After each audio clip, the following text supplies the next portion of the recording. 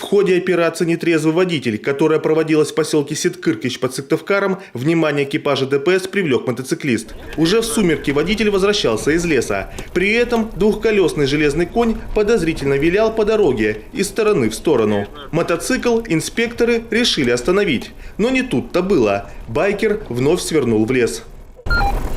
Там посмотри причал по навигации, в какое направление Дуда, сориентируй другие экипажи.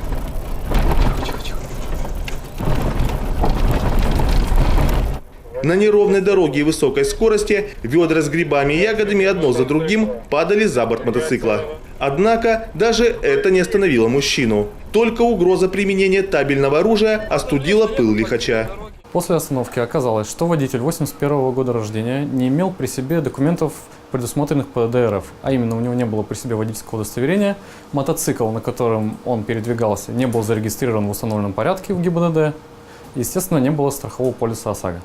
Кроме того, у мужчины были признаки алкогольного опьянения. В патрульном автомобиле он согласился пройти тест на алкоголь. Прибор только подтвердил нехорошие подозрения полицейских. Анализ 1,052. В результате вечерняя поездка в лес под шофе обошлась сельчанину дорого. За время погони мужчина по дороге растерял все собранные за день грибы и ягоды, а также стал фигурантом сразу 5 административных дел. Кроме того, нарушителя лишили и мотоцикла, который, видимо, уже навсегда отправился на штрафную автостоянку. Антон Булаев, Антон Ворожищев, телеканал Юрган, Сыктывкар.